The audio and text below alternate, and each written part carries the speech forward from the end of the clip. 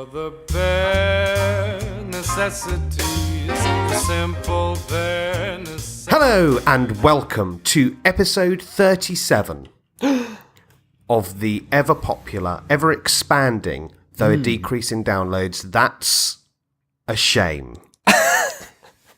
Peek behind the curtains there. It's not really a decrease, it's because we had an advert running last month or the month before. I probably should say like relative to the last month, not that people have actively undownloaded the show. It's actually doing very well. So don't go thinking this is shit, because we have to have perceived value where, like, if we act like this is the number one podcast and people be like, have you heard it's the number one podcast? I mean, I don't know anyone who listens to it. It's not top of any of the official lists, but, you know. It's one of those underground charts. We're a black market pod. That sounds very illicit.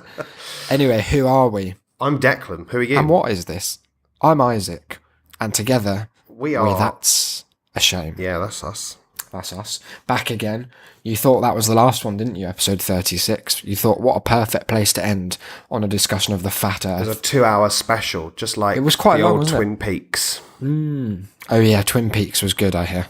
It was the most incredible thing that ever happened. I can't wait.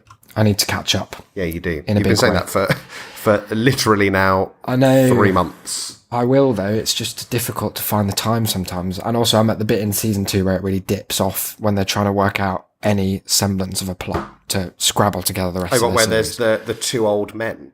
That's one's it. the mayor, one's the Rupert Murdoch of Twin Peaks. Yeah, who was just out of the picture until very suddenly he wasn't. But look, we've got one hell of an episode for you. We're still on the Proust hype, so if you haven't been enjoying that so far, good job. There's still news another for you. 900 episodes of it. We finished on question 22 last time, so there there's are like only 14 13 left. Only 13, unless I add some more. I thought it was 36 questions. No, wrong. Oh, 35. I could add more, though. We could take some from different Proust questionnaires, because some of the ones from the original one are so very boring that the Vanity Fair article that I'm getting these from, just a show of how connected we are to the truth of this questionnaire. We can add whatever we want, basically, and it has the same effect. But I thought, before we dive into Proust, a little update on our relationship with the Flat Earthers, which has gone, for me, from strength to strength over the last few days. Not quite. I did get banned. We did both get banned. Yeah. In fact, I didn't even do anything that bad, I don't think. I just believed that the Earth wasn't flat. all you did was believe in gravity, you fucking fool. You absolute sheep. And I wasn't rude to them. I was quite nice, in fact. No, you just got banned. I was very patient. But no, I did get banned. Then Danj and I tried... This was, of course, in the group Flat Earth No Trolls. Which I hope you've all joined, because it's... Because we're no longer there. Yeah, carry on the flag for us. Then the wonderful Joseph D'Angelo tried to start a coup. Yeah, he was like posting these things about, I just don't know if I can believe in these admins anymore. Which I like, because if you mod that group, you can see Joseph D'Angelo joined 1 minute ago. It's like, well, it's not like the old days. And was added by the guy who they just banned for believing in gravity. Yeah. And it's a bold stance to in a group where it's controlled by admins to make a post saying you don't think the admins are very good, because they will and did just get rid of him. Yeah. And then I'd very much had enough. For me, the final straw was I tried, whilst in the guise of a flattist, to suggest that maybe their problem with trolling came from the fact that their group name contained the phrase "no trolls," which is an absolute magnet, and that this might just act as more of an invitation than a deterrent for said trolls. They didn't agree, though. I was met with a message that said, "The success of this group," which is already a funny thing to say, as it is a group that has succeeded in nothing but to peddle bullshit to its own members. All it does is keep all the nonsense in one place, rather than allowing it to spill out elsewhere. And much of that success is due to the name No Trolls, which just shows such a fundamental misunderstanding of the internet that it's no wonder that they can't get their head around gravity. I know. If they can't even deal with that, it just seems like some things are a hopeless leap away from them. Yeah. From their comprehension. So I decided to kamikaze myself. It was quite a dramatic exit. With the following post. I said, "Hey everyone, the Earth is objectively a globe. And if you are too stupid or too ignorant to understand that, then you quite frankly deserve to be enslaved by an invisible government cabal. You're a bunch of unsalvageable anti-Semitic fools, too swept up in your own circle jerk of lies to see quite how much of an embarrassment you are to the very idea of evolution. So it's a good job that you don't believe in it. Simply put, there isn't a single fact in your entire thesis, which includes some of the most appallingly convoluted racism ever used to justify an idea so childishly stupid that to give it even a moment's credence is to admit that you are simply lost to the real world. Simply put, I hope the Jewish community comes together to boot the lot of you straight past Thoth the moving island and into the totally non-existent firmament. Get a life, you cretins." And they didn't like that. You weren't promoted to mod or anything. No, I wasn't. What happened was I got one like. Right. That's a bold like. And then I got one comment from someone called Robert Murray who said, "I'm not a racist, you English, all caps, twat. You're just a, all caps, twat. Because you are a, all caps, twat. You just happen to be English too." And then, following on from our discussion in episode 36 about the death of humour, 2 laugh-crying emojis. Oh no, he didn't. They like the laugh cry emoji, don't they, actually? And then before I could respond, they blocked me. Because I had planned to say, "Thanks for your input there, Robert. This sort of comment is quite indicative of the intellectual level on which this group operates, i.e. minimal to none. I might also direct you to the fact that you are a flat earth believer and therefore that all of your opinions are simply invalid." Oh. But they blocked me. Weird. So I've moved on, and now I think you, and I don't know if Dan has yet, to a group called The Original Flat Earth versus Sphere Earth, or something like that. Yeah. And it's got even more members. And what I like about this one is it's slightly more anarchic feel. Yeah. It reminds me of like the old days of the flat earth movement, you know, when it was all just us in a little cave and we'd be like passing a beer around talking about how the earth might be flat and then having a little fight about it to decide whether or not that was the case, because there's a real sense of antagonism in this group that I'm deeply involved in at the moment. Yeah. I'm in the middle of being like attacked by people with such a dim and frankly incorrect view of what science is that it's hard to imagine them understanding anything, even their own pseudoscience. It is a shame. Some of the stupidest things I've encountered so far is a man who posted that as proof that the Earth isn't spinning. Well, first, one of their proofs is I can't feel it spinning, therefore it's not. Okay, we've bypassed that one. And then his latest, after I explained that, was already, like, if you're at that point, that's part of your argument, that's part of the way that you view the world, then you've already admitted that you are beyond salvaging. But I tried to, because that's a kind of question that like children have when they first learn. Was this when you had your response about seeing countries that you've never been to? Oh no, that was later. That was a guy who wouldn't believe anything he hadn't seen, and so I was just testing to see how far he would take that. But this guy, I tried to explain quite nicely. I was like, well, you don't feel motion, you feel acceleration. And he was like, nah, not true. Anyway, I drove cross country over the last few weeks. Took me 14 hours to go with the supposed spin. Took me 14 hours to go against the supposed spin. Checkmate. And I was like, where to start?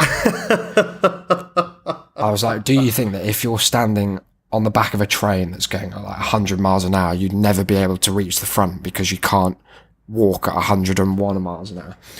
And he was just, he started reaching for the memes, which is a bad sign for the flat earthers, because they've got this seemingly exhaustive set of some of the worst designed memes that not only look like nonsense, but they also obviously don't have Objectively are.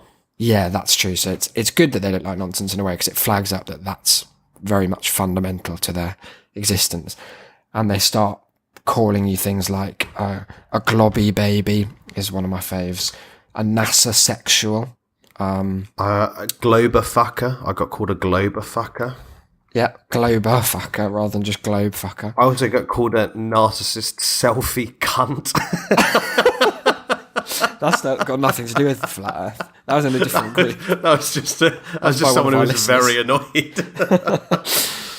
And my favourite phrase that I've encountered so far, which I tweeted, so at That's a Shamecast, you would have learned about this earlier, is this guy who, once I became aware of his pattern of what he would do in these chats, you'd see it crop up, and his at the first sign of any kind of argument developing, he would just back out and call his like one-liner that he'd leave you with.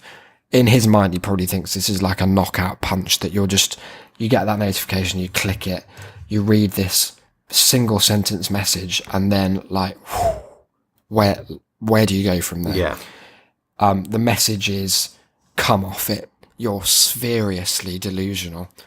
And it's the worst thing I've ever read, but also the best. And I guess what is interesting to me about the Flat Earth people, the reason I'm engaging is, other than it being like an entertaining, it comes back to that Louis Theroux thing. And I don't know why he's never involved himself with the Flat Earth people. Probably because they don't come out of their hovels.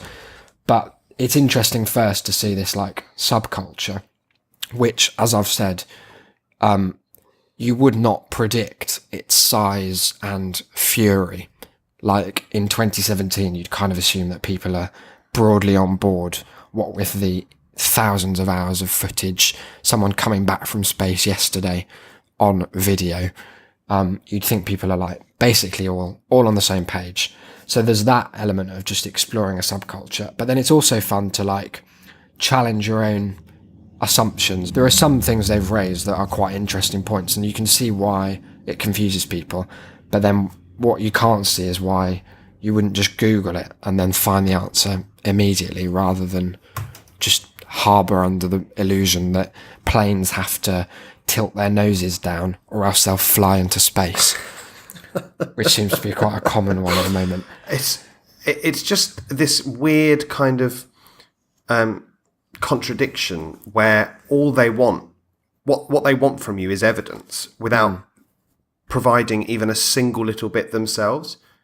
And we were saying earlier that they have this strange standard by which, for it to count as scientific evidence, it has to be replicatable by any individual in their own home at any moment. Like, I have to be able to perform an experiment, like on video in my own dining room, to prove that gravity exists, or it doesn't, which simply is not the way that any kind of investigation works.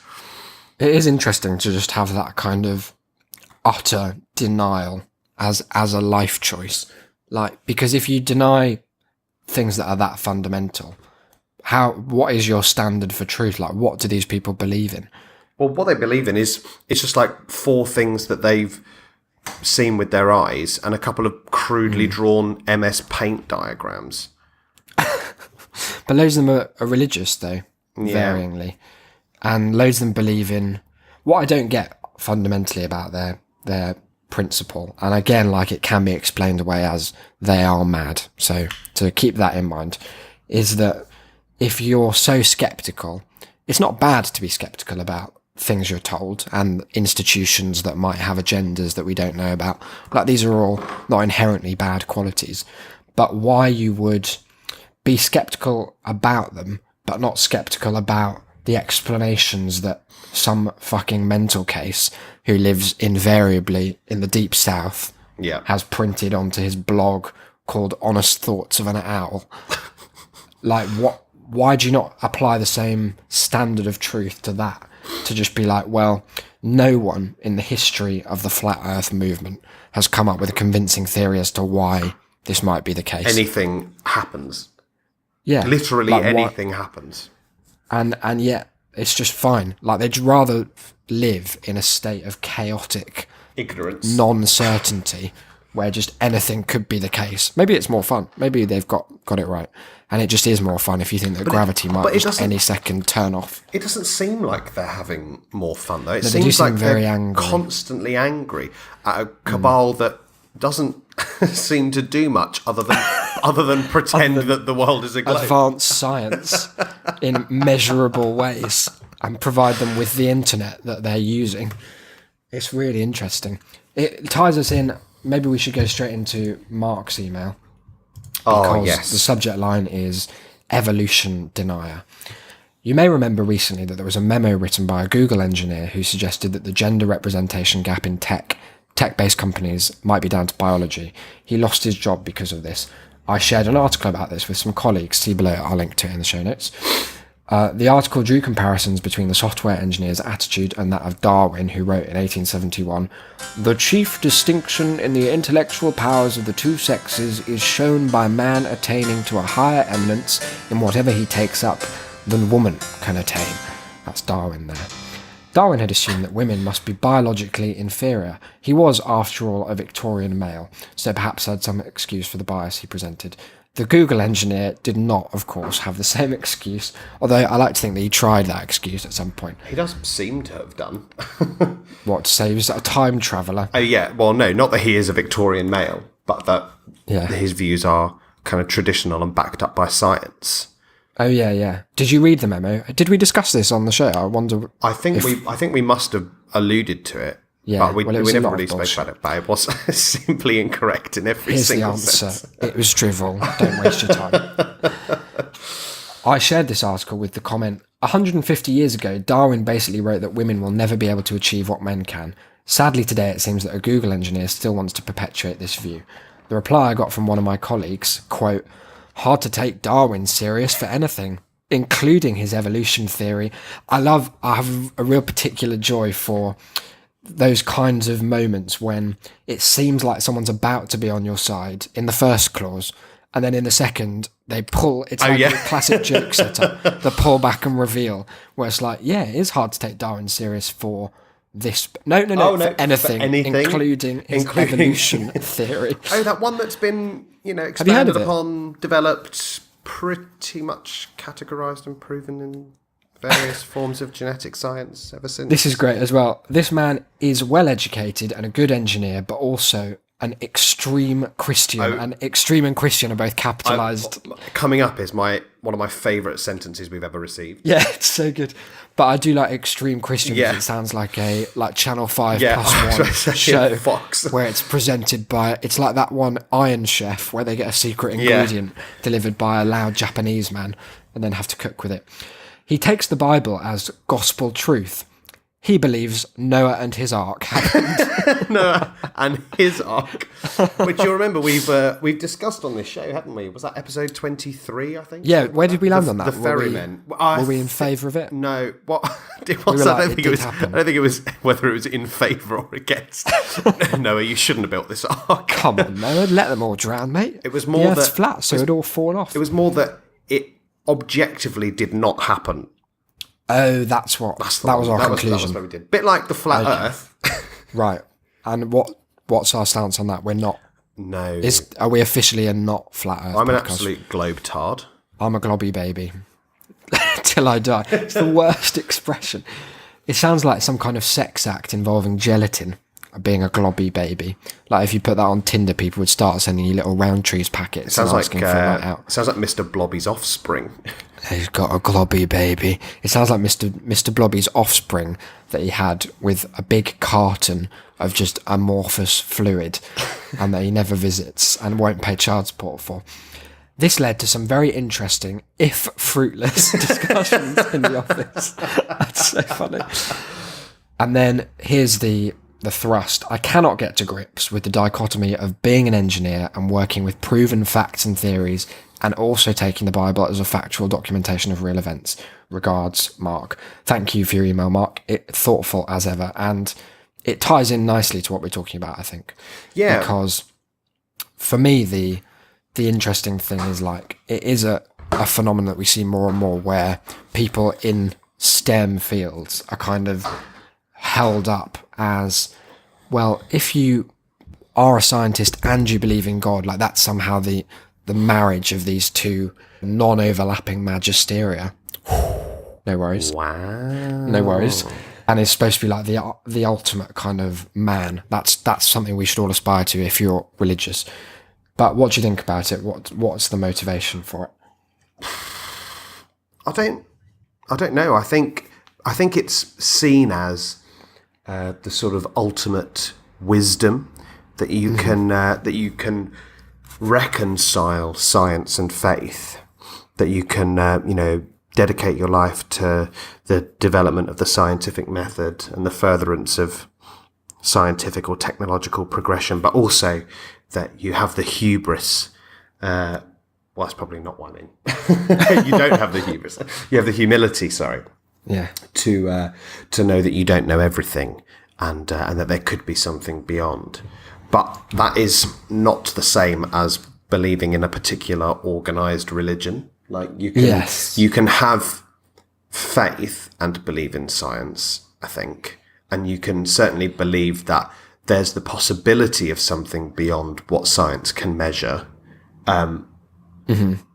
But whilst also believing in science, but to hold to a specific organized religion is, I think, I feel safe in saying this, objectively foolish. It's like the Hitchens thing that he used to say about how if you can make, like, no one alive has ever been able to make a convincing argument for taking the step between being a deist to being a theist, because if you can prove the potential for a god, which I mean does exist, then all your work is still ahead of you to prove that this is a personal god who cares about what you do with your dick, which bits you cut off of various people, and what wars you win and which sports you back and who you go to bed with and stuff like that. But yeah, I think the mysticism seems to come into it.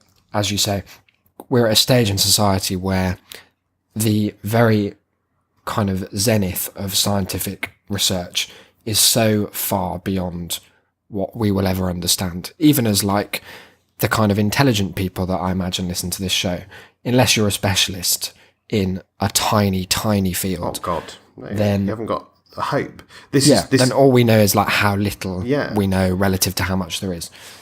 And I think that's like the kind of the distance between average understanding and top level understanding is what breeds this kind of treatment of people who have achieved even the most minute specialism as being these overall Renaissance figures who just know it all, even though by their own admission usually they know something so deeply specific that it would have no relevance to other fields. It's like probably again like a backlash to that scientific advancement as well, isn't it? Like you see coming through the scientific revolution that whilst it's not the sort of the titanic battle that GCSE textbooks would have you believe it was, that there was a turning away from religion as science kind of took a firmer hold, and general kind of things like church attendance and numbers of people admitting to belief have fallen. That I think once you get to this point, like you say, where the breadth of knowledge and indeed the depth of knowledge that science has achieved is perhaps so off-putting that the reaction then is to either deny it, like the flat earthers, or to assume a position in which you decide that because you can't know it, you'll dedicate yourself to the unknowable, to something that transcends it and is different from it, as that's the only way that you can begin to make sense of a world that's so vastly complicated. Like it just comes back to the few points that I keep having to make to people in the group, which is that just because you don't understand it, or even I don't understand it, doesn't mean that it can't be true, and doesn't can't mean be understood by anyone. And that whilst a healthy skepticism is, as I say, healthy, like just to deny fact because you aren't comfortable with it is foolish, and that we cannot, it would be impossible for every person to know every aspect of the universe and to have studied it and to be able to prove it and to know the citations and the sources and the experiments for all of it. And that's why we have science and the scientific method, which brings together the research and the findings of everyone else who is able to understand or is able to experiment with these, and collates it, peer reviews it, and then puts it out there as an established base of knowledge for simpletons like you and me to go from, to use as a platform. And it's just really, I mean, I was saying this to you, that it's difficult, certainly for me, and I presume for you, to kind of come to terms with people who are on such a different level of debate. Oh, I love it. I think it's my favourite thing to watch, though. Oh yeah, it's great to watch, and it is fun to join in with. But there is also a futility in it. That well, we've both said before, like, if Noam Chomsky asked us a question, like, I would refuse to answer. There is nothing in my intellectual arsenal which, unless he asked me what shape the world was. No, I probably know something we didn't. Imagine if Noam came out as a flattist. That'd be fucking incredible. I think that would be the end of socialist thought. You just couldn't come back from that. No, that'd be that whole movement dead. Horrid. But yeah, there is I think being aware of the variety of intellectual capacity, and not capacity so much as achievement. I don't know. We've got a psychological listener. That makes me sound mad. A psychological listener? We've got a listener who is versed in psychology, so perhaps they can inform us as to the truth of what I'm about to say. But my understanding is that there's not, like, massive neurobiological distinctions between the brain of a genius and the brain of an average person. Obviously, at, like, either ends of the spectrum, there are going to be people who have brain damage versus people who have, like, whatever is great. But what I'm saying is, whatever is the capacity is there for thought at any level, for the most part, and the more distinct the upper echelons become from the average, I think the danger is that we just kind of lionize them inherently. So that's why we see, like, Richard Dawkins, who, whilst I respect his work immensely, fucks me off a lot as well, because he doesn't know everything that he's talking about. No. And yet will talk about absolutely anything. He weighs in on all kinds of things, as is his right to do so, but I don't know, he has a kind of anti-criticism attitude because he's an expert in one field. Yeah, or Neil deGrasse Tyson. Yes, also. Who made one of my favourite videos on YouTube ever about kind of funding for space exploration and changing attitudes towards NASA, which seems even more profound now that we've discovered the extent of the flat Is he a Earth. NASA sexual? Yeah, he absolutely is. Yeah, I thought so. He's the NASA sexual. Is he? Yeah. But he, again, is just someone who weighs in with the most pathetic and pretentious remarks about things that it turns out he's categorically wrong about. Did you see the one where he, because he loves to be an absolute killjoy and shit all over movies that dare to not be scientific fact. Just like films are meant to be. And he chose an interesting vector against Batman, which was that if he really wanted to be like a bat, he should be blind.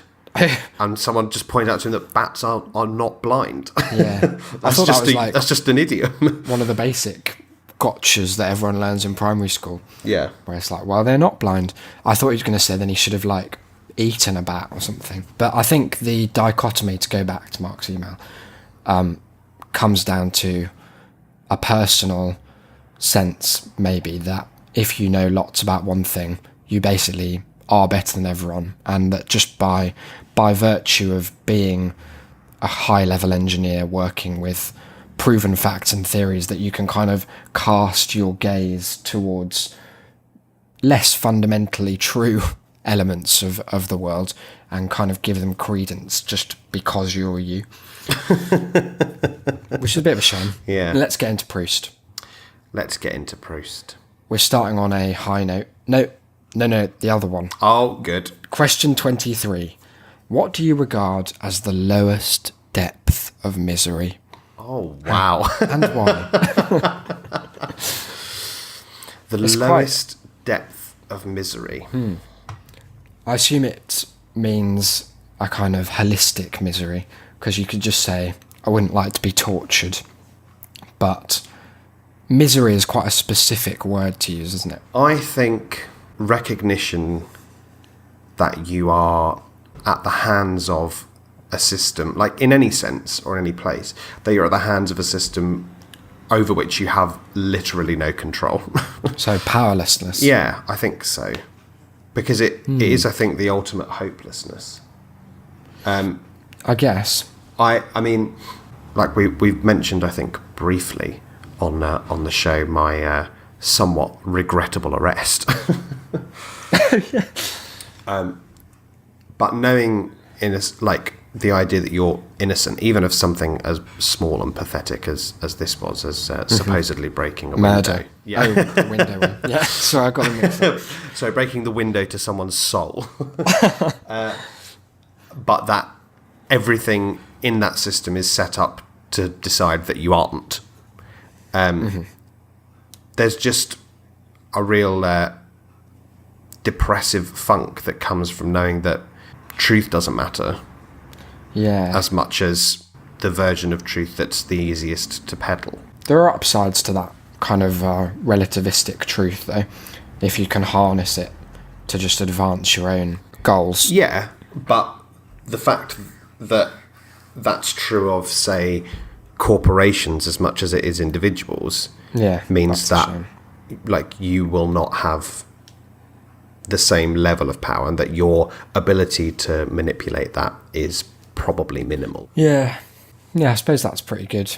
I literally just got a message from my girlfriend about this Hurricane Irma that's coming in, and all of the airlines have jacked up the prices for flights out of Miami to preposterous levels. So the news story breaking about a guy who bought a ticket for his daughter from Miami to Connecticut for $152. Next day tried to get one for her roommate because it was so cheap. Went back and it was $1,520. Wow, that's dreadful. I've read over the last month more defences of price gouging by fucking Facebook and Reddit and general internet cunts who are like, well, it's just the market. I don't know why I've given them that accent. It's because it's Paul Joseph Watson-esque, isn't it? Oh, it is, yeah. That's probably why. I hadn't thought of that. And it's the free market.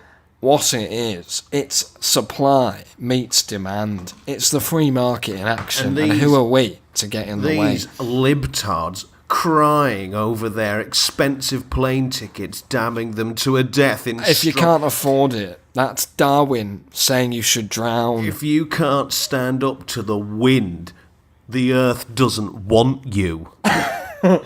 If nature itself's got a vendetta against you, who are we to stop her? Yeah. Paul Joseph She's Watson. the fickle mistress that she is. But like, and see again, if we can get him on the show? Another screenshot from the Guardian article about Irma. Tough talk from Florida sheriff will almost certainly cause some who would have sought shelter from the storm to try and ride it out in a less safe location. What tough talk? Polk, what did he say? Polk County Sheriff. If you go to a shelter for #Irma and you have a warrant, we'll gladly escort you to the safe and secure shelter called the Polk County Jail. Okay. Why is that? Why is he tweeting that now? What a strange thing to do. But like, why is that his priority? yeah, I know. It's This amazing. Is a natural disaster Like, about to happen. hundreds of people are probably going to die. It's and weird the have kind of machismo that comes into it of I'm going to stay in my home and like fight against the torrents of water, wind. We've learned nothing since Canute that this isn't how it works. It's like the pricks who were reporting people for looting, and you're like, it's a hurricane. Like, these are people who had nowhere to go. And it's not like they were looting like a TV. No. It's not like they were looting a fucking PlayStation. They're going for 4. bread from a destroyed supermarket. Water that isn't coming out of the sky and then swept up in the fucking mud of your own existence. It's just unbelievable, like the priorities that people have.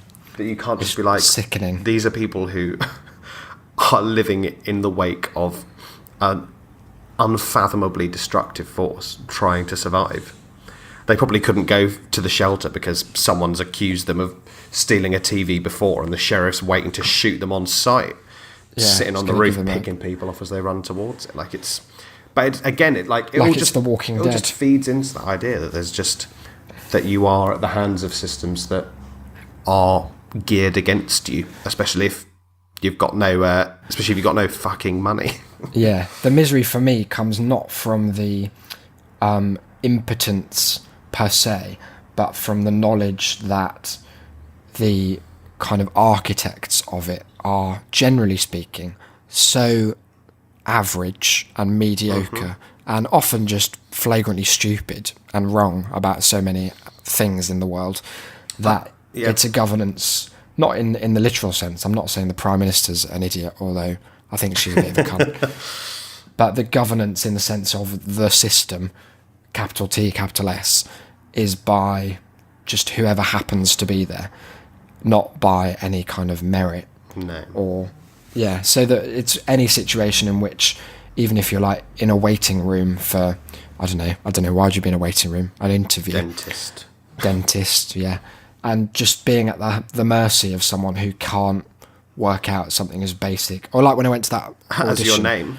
Yeah. I can't listen to what I'm saying and then find it on a page and is then like blaming me for it.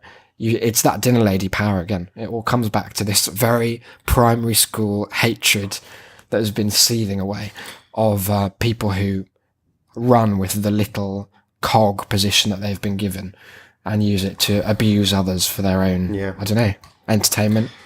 And that as well, that despite the obvious failures of such systems, that there are people who continue to support it.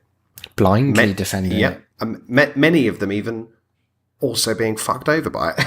Yeah, mostly, I would say. Yeah. That's the great trick, isn't it? It's the Steinbeck quote that is just the single greatest encapsulation of all Western problems that are going to be the death eventually of our planet and our livelihoods. Just the fact that Americans don't see themselves as impoverished. They see themselves as temporarily embarrassed millionaires. It's like, well, it could be me one day. It's just voting against your own interests on the basis that one day you'll climb out, rather than having any class consciousness. And you're saying this is heavy episode. And you're today. saying that that's not. I'm surprised that you weren't bringing up the Steinbeck quote. The world is flat. Suck it, globetards. That's my second favourite. From Cannery Row, wasn't it? East of Eden. Opens with the immortal. It was the flattest of worlds. East, of course, being the opposite of West. God, he was ahead of his time. God bless you, John. Right, what's the next fucking question? Please tell me that it's something about puppies next one's or quite something. Upbeat. Okay. What is your favourite occupation? Question 24. I'm assuming it means way to spend your Job. time rather than job. Oh, okay. Oh, I don't know. I thought it meant job because way to spend your time is, I don't know, that's so broad. And also, surely inherent in the answer has got to be variety, because there's no single thing you'd want to do for the rest of your life, is there? No, but that applies to job, surely. Yeah, it does. My favourite job even now, in fact, but from the age of about 4, when people start asking you this at primary school, you know what they're like. They come up to you trying to make friends, trying to get in with your crew. Yeah.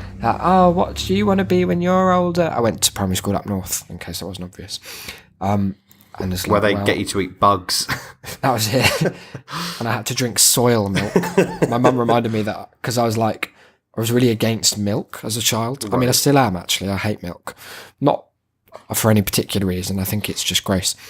And also the dairy industry is a shame. The dairy industry is a shame. But I used to have soya milk because it was back in the days of like enforced breaks for milk and cookies or Yeah. whatever, milk and a bit of fruit. And so I used to have to get a carton of soil milk, I thought it was called, because I was deaf at the time. Thatcher, I was eating soil bugs. snatcher. I was eating bugs and drinking soil milk, and it made me the man I am today. Child of the earth. No wonder you're an absolute globby baby. But my answer was, and always has been, that I wanted to do a different job every day. I was like, on Monday I want to own a sweet shop. On Tuesday, fuck the sweet shop, man. I want to drive a tube or some shit. Probably not that one, because that sounds like it wouldn't be. I probably wanted to be a You just wanted to be Mr. Ben. Yeah, pretty much, but without the dressing up. Who's got time for that? I'm not going to some chump's shop trying on his clothes. Don't call him a chump just because he was a magic paedophile. Was he? I don't remember much about the magic remember that- paedophile of Mr. Ben. And as if by magic, snap, the shopkeeper His trousers appeared. were off. Oh, yeah. What's that in your pocket? Asked Mr. Ben. The shopkeeper winked knowingly. What's that room out the back for, Mr. Shopkeeper? Don't worry, just head off to Roman times, Mr. Ben. Give us at least an hour. Oh no, is that what he was doing? He was just sending Mr. Ben on wacky adventures so that he didn't notice his adoption of every child in the village and subsequent He murder assumed that thereof. Mr. Ben must have been some kind of undercover policeman because he couldn't believe that any normal adult man would come back to a fancy dress shop every single day. How brilliant is the idea of a Mr. Ben series, but from the perspective of the shopkeeper? Should we make Because it? why does he not go on any of these expeditions with Mr. Ben? Like, why is he sending him off? Why does it's he, like he's cursed. Why does he say so curiously little about it all? Yeah, it's really weird. He doesn't ask enough questions about his adventures. When like the Carl Pilkington story about the aliens, where it's the one about the guy who was sat and he sat in his car and he saw a flash of light, and then he looked in the mirror and he'd grown a beard, and then he went home to his wife and said, "Oh, look, I was sat in the car and there was this flash of light. Then I looked in the mirror and I had a beard." And his wife, Never mind that. Never mind that. Where have you been for 3 days? Most incredible proof of aliens It's so good. ever. It's But yeah, so like, good. why is the shopkeeper not more like curious? Well, the only answer can be there are two possible vectors for the way this series could go. One of them is the One classic Mr. Ben's mentally ill. He's imagined it all. He's in a coma. Okay, yeah, there are three then. The second one is that he's cursed, like the guy who has to ferry people across the River Styx. Oh, Ackroll, like, whatever his name yeah, is. like he has to fulfill one role and he can't do anything else. Like Idris Elba in the Thor films. Oh, like Davy Jones. Yeah, exactly. So that could be one thing. But he never seemed particularly pissed off about the whole thing. No, he always had a very wry, knowing smile. Yeah, The absolute he did. pervert. So then the only other thing I can think of is that he's above Mr. Ben in enjoyment. For some reason, something about what Mr. Ben's doing, travelling to any era of time, is below what the shopkeeper's getting up to in the intervening periods. So either he's like pulling one over on Ben. Is his first name Ben? Or is his surname Ben? He's Mr. Ben. That's all we need to know. Hillary Ben. Tony Ben. Tony Ben. Goodness. Time traveller. But yeah, he must be getting up to all kinds of things while he's away. Otherwise, he would be like deeply envious or just go along as well. Really weird. Or maybe he is like magical himself, and that's why he always like appears from nowhere, because he is always off in an adventure, but knows when someone's come back to the shop, so he quickly like is like back into the shop. I've been reminded so it's just 24/7 just because it's quite tangential, but I've been meaning to say it for a little while. I think that there is one where I think he becomes St. George or something, or he goes back as a knight and fights a dragon. Yeah.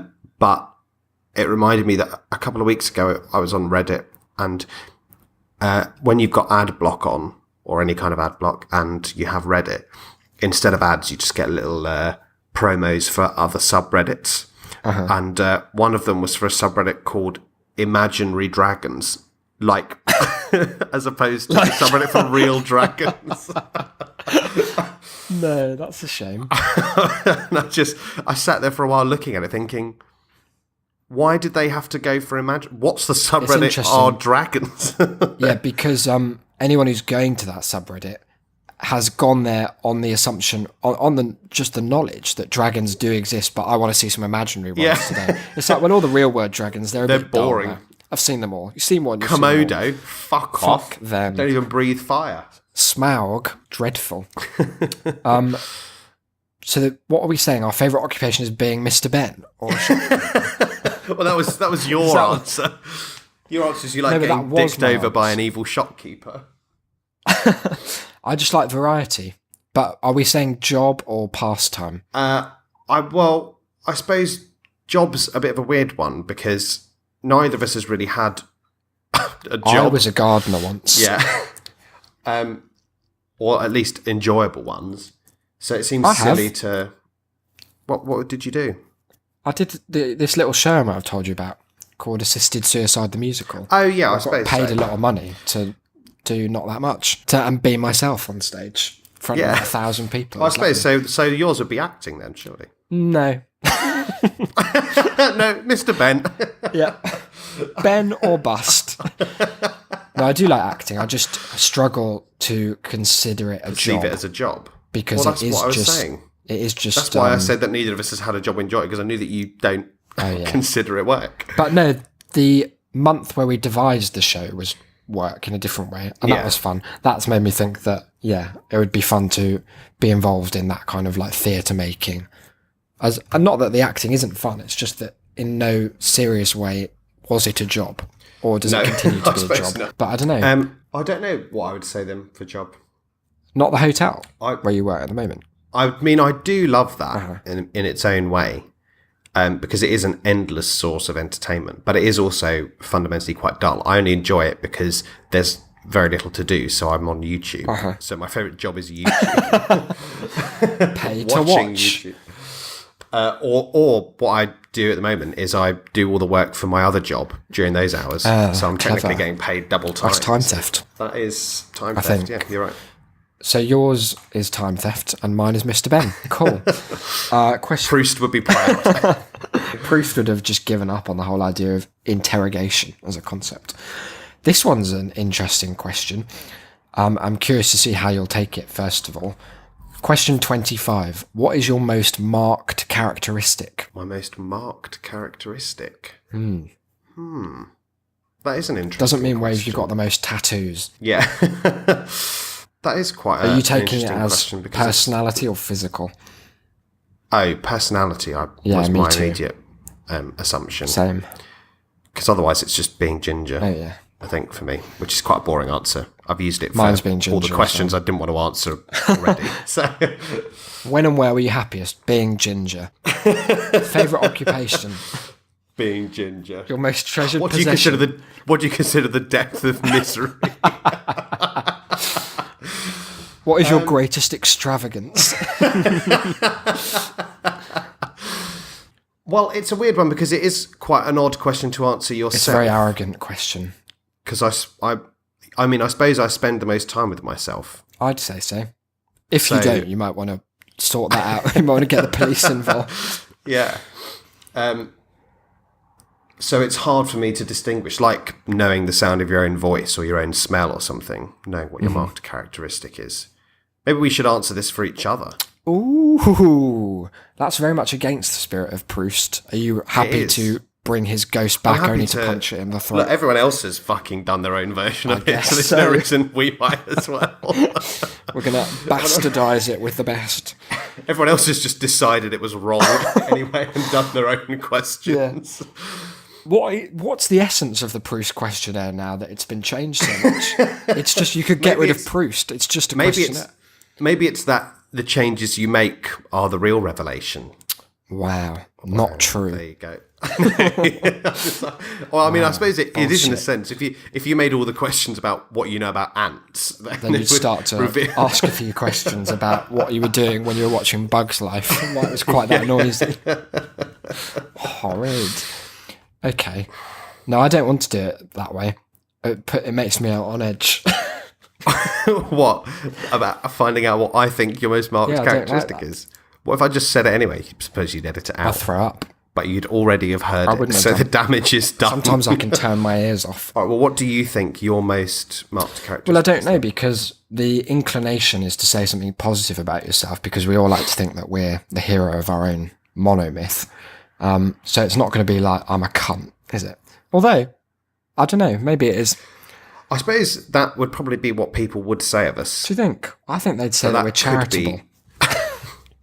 I think that once people really get to know us, they might. Yeah. The other day, my girlfriend said to me that I was really kind. Oh. And I was like, oh, that's nice. And she went, but also really mean. It's the yin and yang. What a nice balance I've found. Yeah. A sort of zen. It evens out to having no impact on the world around you.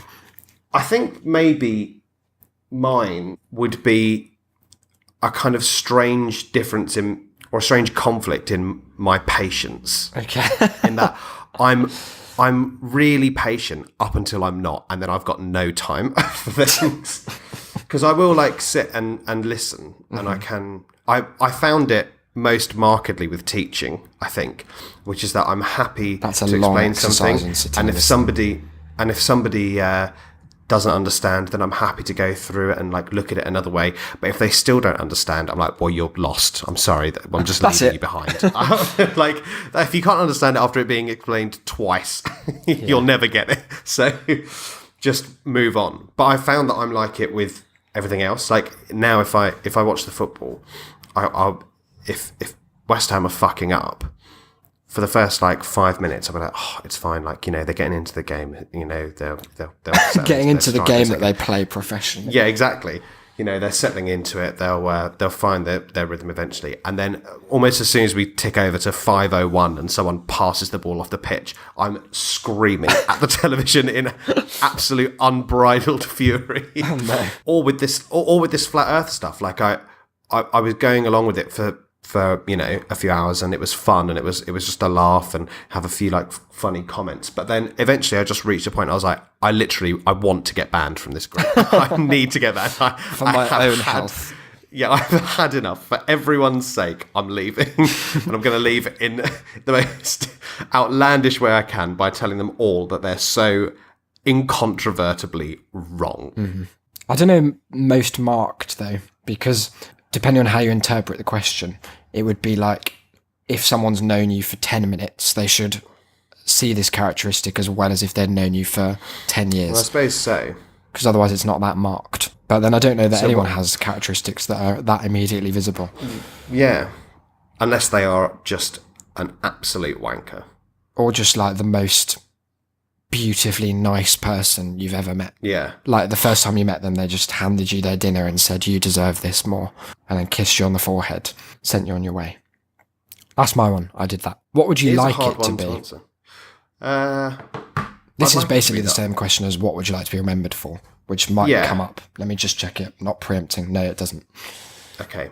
I suppose being funny. Mm-hmm. I'd quite like that. I consider it intrinsic. It's the trait that I most admire in people. Uh-huh. And so I think, therefore, naturally, it's the trait that I'd like to be admired for. What about just to an extent. fun? Wouldn't you say that's a step up? Stop trying to defend your previous answers. But if you are fun, you've encapsulated funny already. No, but not necessarily. You can be fun without being funny. Who's fun and not funny? Idiots. Well, yeah. Oh, them. Okay. Fine. These flat Earth people are fun, but they're not funny. I'm sorry. Anyone who comes up with seriously delusional is basically a comic Stuart Lee. Unquestioned. What would you most like people to think of you? Principled. Wow. That's a shame. Well. No, I don't think principled, really. I think maybe something about integrity to your own character. I'd like my most marked characteristic to be that you're always yourself. All my characteristics are mine, whatever they are, good and bad. No one else can be funny. I'm the funny one. Isaac means laughter in Hebrew, so you can all go and fuck off. I thought you meant as in that you were the same no matter the situation. Well, no. Because I know that our friend Matthew, that's what yeah. you've always said about him. You can is take that Matthew the thing that you to love a palace or to a chicken shop under on the Deptford High bridge. Street, and he's exactly the same person. It's the best. Yeah, no, I admire that because I don't do that. I like not doing that though. I really like. I find I'm doing it different aspects. I find that I'm doing it more. I think Maybe you care less. I think out of apathy, rather than integrity. But the way in which I do it, the way in which I change personality traits depending on who I'm with, is usually born out of apathy anyway. Because I'm really opinionated, and I like we were talking about before we started the show. I have a firm belief that if I spoke to any of these flat Earth people one-on-one, I would be able to convince them that they're talking nonsense and that the Earth is round.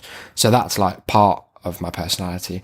But then if I'm at a table of people who, even if it's people I know quite well, and they start talking about something that I know is bullshit, then I'm quite happy to leave it and just give the impression, like, just go along with it, because it's just it's slightly funnier to watch, I think. And also I've got past, like I've said on the show before, past the point of thinking that I need to save people from their own idiocy. Unless they're online. Yeah, unless they're flat Earth group members at the moment. But I mean, that will pass as well. I'll probably start pretending I believe in the flat Earth in about a week. But yeah, it's difficult because, I don't know, it asks a lot about what we like about ourselves, and I don't really like talking about what I like about myself. I think that's more for the dossier. No, that's fairly normal, I think. People don't like that. Yeah, I know, but in conjunction with everything else, it gains a higher significance. Oh, no. I think that you don't like talking about yourself or what you like about I think yourself I'm because God. you don't believe that you live inside yourself. It's because I think I have all traits at once. Except the trait where you don't want to scratch your own eyes out. If this was on a written test, I would simply answer with the one word Jesus as my most marked characteristic and leave it at that. I can't think of a not cop-out answer, sadly, but I'll restate that it would be something about, like, having enough of a defined character to be memorable. Yeah, maybe memorable. Yeah. That's quite a good one. That works. But then There you if go. the question was how would you like to be remembered as memorable, that's equally shit answer. I don't remember Right, let's anything move on. about it. Okay, let's do, I think, One No, more? I think let's go to Matt's email because Oh, you want to go to Matt's email? we're on question 25. We're at an hour. Oh, yeah, we are. 25 is a good place to leave it. So you will remember Matt emailed in last week, as I find this email somewhere. No, that's PayPal. Spending big, so PayPal. Completely erroneously assessing my spending because I have no money. Did you see the tweet that I sent you earlier?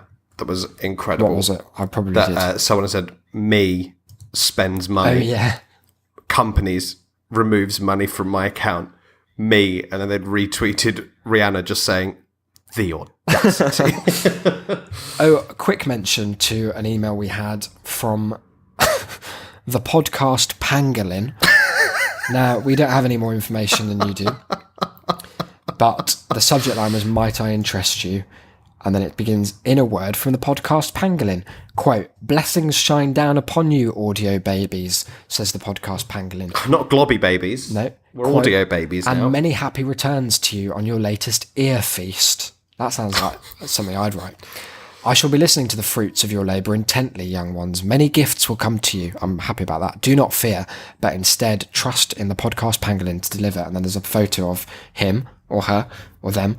"I am but a vessel for the podcast Pangolin's wisdom and words of encouragement. He cannot type because he is a pangolin and does not have fingers That's fair. as such, That's fair. but instead pointy claws for excavating ants and termites' nests for tasty snacks." So I replied, but what are we reckoning about that whole situation? In Are we going to what wake up sense? Covered in pangolin pangolins? blood. Yeah, little teeth everywhere. I don't know. I mean, it seems. I mean, obviously, this was, as they say, merely the vessel Yeah, of true. the podcast Pangolin.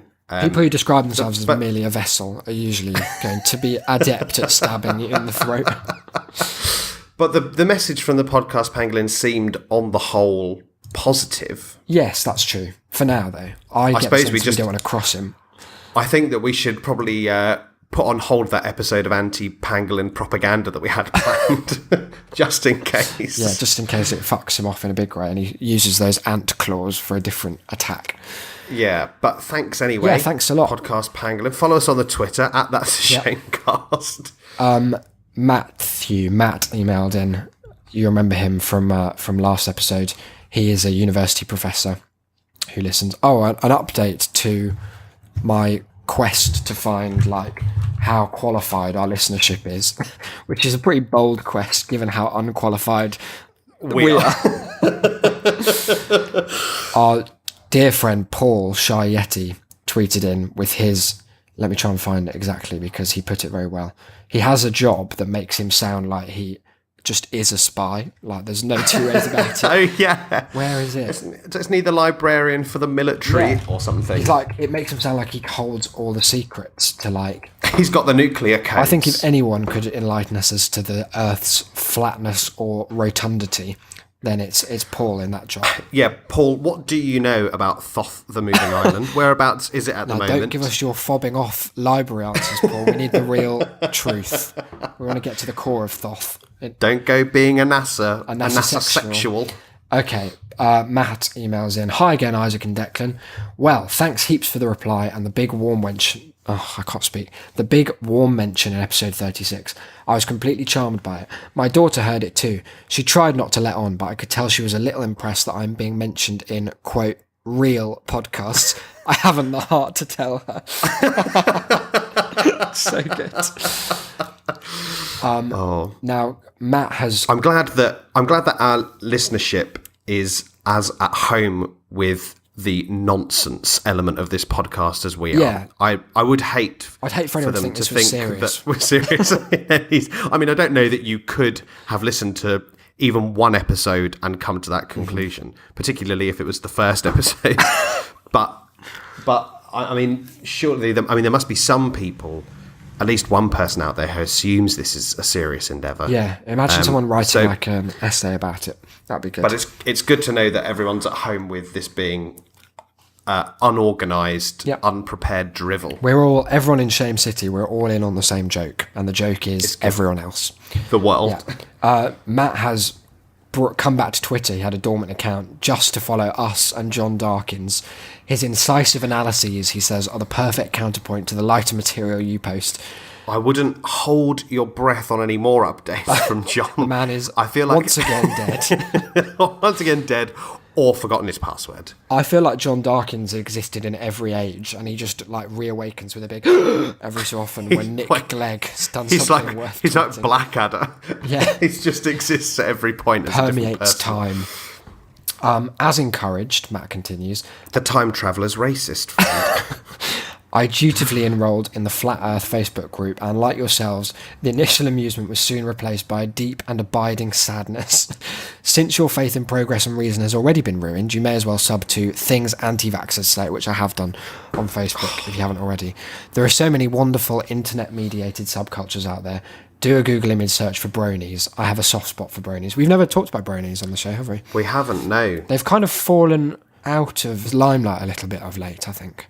Yeah, I think that they everyone realised that we were mocking them, which, I mean, we were well within our rights to do so. But then that also the alt-right existed on the exact same internet as bronies, and they're probably shut out. Worthy of our scorn more. Yeah, that's true. Let's say. We've turned our attention to bigger problems. I did send you, though, there was a dormant kind of Facebook page for everyone in my year, for the Leavers book or something. Oh, yeah. That hadn't been touched in, I think, a year and a half. Mm-hmm. And all of a sudden, during second year of university, someone posted a link to a BBC News video.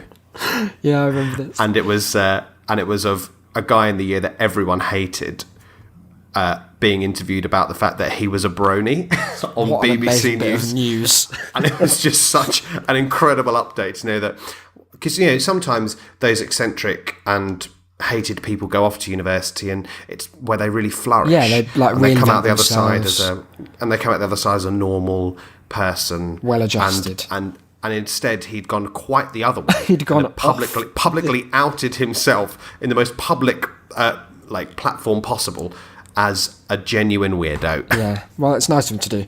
Yes, they're interesting, the old bronies. I wouldn't actually recommend you do a Google image search because you never know what might come up. It's all kinds of like sexy horses is the theme. On the like internet subcultures thing, though, I have over the last couple of weeks been entirely replacing friends on Facebook with just groups, because they are infinitely more entertaining than having actual people to talk to. But I love that most of them are not subcultures in themselves, but mocking subcultures. Yeah. So there was the Rick and Morty one that we were part of. Oh yeah, but no, but specify, because now people will think we like that show. Oh yeah. Well, there was people who think Rick and Morty is a trait, a personality trait. Yeah. Yeah. People who've defined their identity on a cartoon. From which we discovered the real Ricks, which we'll tell the story of another time, I think, because it's quite the tragic downfall. But then I'm in loads. So this is the right fabled memeing ability is one of the best names. But there's loads that are just sounds like your theory needs more analysis, but okay. Sounds like you genuinely hate women, but okay. There's another couple that are, that's not how vaginas work, which is another great one that gets linked in every single thread about how do incels even survive.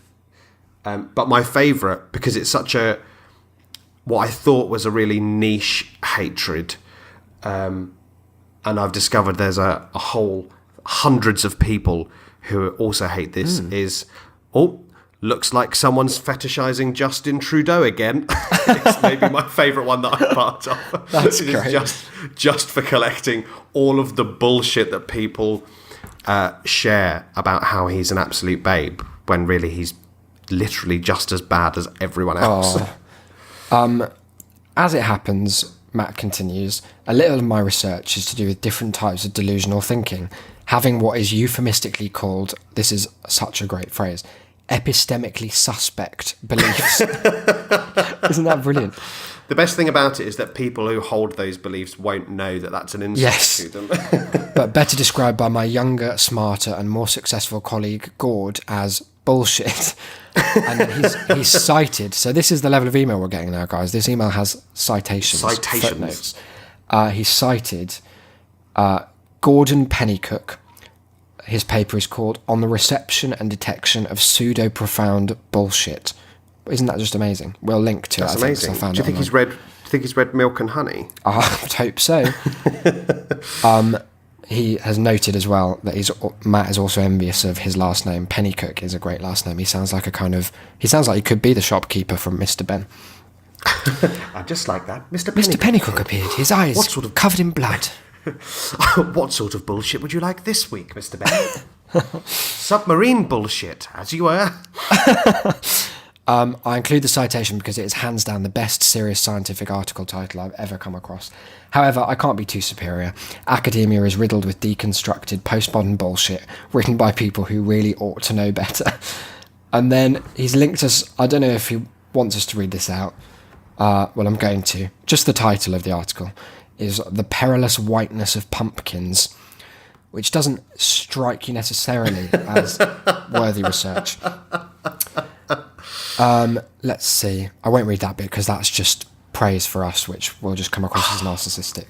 You can just assume that as a given, really. But the PS, he says, oh no, must get back to work. See you on the social media. I'll continue to spread the word of TAS down under, where we live in the shadow of the ice wall. Matt. PS, don't ever change your logo. Perhaps I'm reading it wrong. You're not. But to me, it seems to say, I could give a fuck what you think. Just so perfectly. I remember when I first saw it, I thought whoever was brave enough to fly this banner had to be worth a listen. Thank you, Matt, for another fantastic email. Let's talk about how people can get in touch. Stroking our egos. So. It's very kind indeed. Declan, how do people say I wanted to stroke our egos?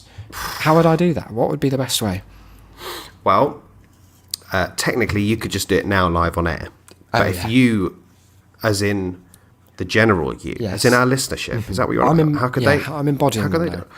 There are so many ways in which they can. We've made it so easy for them to stroke our egos. It's amazing that they're not doing it more often. It's just really. it's devastating. You can Well, you could review us, first of all. That would be publicly stroke our egos. Very nice. In fact, I think you should try and get up the review page, as I have a feeling that one of our listeners has indeed left us a new one. Oh, okay. Well, I'll do that while you talk. But if you wish to leave us a review, 5 stars, of course. Don't be giving us any sort of bullshit like 4 stars or below. That'd be mad. And incorrect, as the majority of reviews will show you. Yep. You can do so by visiting shame.city/review, or just by going on iTunes and searching for the show. If you type in "That's a Shame," we'll be there. Yep. Party dog. Party dog? I know. I was going to say party hat wearing dog, but then I nearly said party dog wearing hat. Well, I guess that's not incorrect. Would have been a shame. That's epistemically suspect, if ever I heard. Yeah. Yeah. And click on him, and you can leave us a review. That'd be lovely. It does help the show. It helps get the word out. Exactly. Mm-hmm. Did you manage to find it, Isaac? No, there's no new review that I could find. Well, I didn't look very hard, but I think they take a while to come across. Oh, I see. Well, in that case, in the meantime, you could always email us. Why not? We love an email. You can email us tass@shame.city, which will come through to us. Or, indeed, you can find us on Twitter. Yeah. You can find the show at That's a Shamecast. Or, if you wish to speak to us individually, if you've got any questions about Isaac's many neuroses and mental illnesses, if you want to know quite how he's embodied you or himself, or indeed the Lord God himself, then you can find him at Isaac BD. You can find myself at Cynical Declan. Don't try my patience. Fact. Very nice. Also, as we've mentioned Facebook, I set up a Facebook page for us ages ago and then forgot about it. Oh, yeah, I remember that. If you go shame.city/Facebook, it's a group, not a page. How about we post some weird stuff in it as we come across? Because Declan and I send each other screenshots of bullshit day in, day out, so it wouldn't be hard for us to push it by there. literal minute. And if you have any interest in that kind of thing, then get on board there and have a chat. Other than that, now, we've got a phrase on this show. I can't remember who coined it, but they're a real genius, whoever it was. Word of mouth is best of mouth. So good it's on a mug. It's best of mouth, isn't it? Yeah. Yeah, it's up there. They don't with... just put anything on a mug. No, not these days. Spread the word is the thrust here. Tell a friend about the show. You've all got someone in your life, I think, who could just use a little pick-me-up here and there. And how better to be picked up than with all this Mr. Ben chat. And our discussion of what the depth of misery really is and what it means to be a victim of capitalism. That's it. Oh, it's just warming my heart to hear about the cockles of my heart. What are the cockles of one's heart? Let's not think about it too much. We know how you get with the circulatory system. I was in a shop the other day and that song came on, Pumpin' Blood. The one that you love, but also how does it go? I can't remember. Bear to. It's and the whole wide world is best. Oh yes, I do like that bit. But then I've never listened to it because. But then because you can't bring yourself to type in those words. Isaac has to send me one of those like simultaneous video links and get me to search for it and press play because he can't bear to touch it. I have to mark myself as safe on Facebook immediately afterwards. But look, this has been episode 37. That's all the ways to get in touch. We'd love to hear from you. Spread the word of the show, and we'll spread whatever word you email us. We'll put it back out there. It's a reciprocal, symbiotic system, and we love you a lot. I've been Isaac. I realise that we've kind of come up with an outro that we use all the time. Had you noticed that? Do we? Yeah, we always say basically the same thing. And the same intro quite often as well. This is how structures form. I've been Isaac, you've been Declan, and we'll see you on Sunday. So what you're saying is that we've essentially done a shit version of the Two Ronnies outro. We'll see you on Sunday.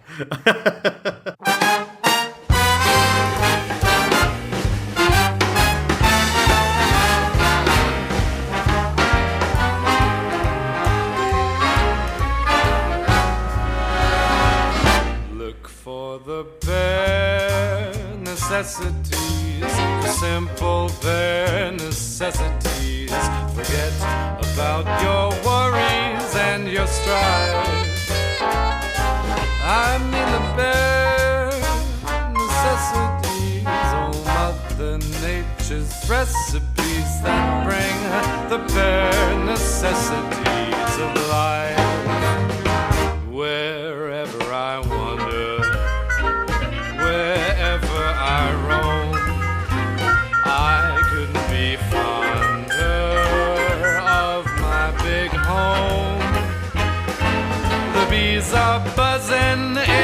tree to make some honey just for me. The bare necessities of life will come to you.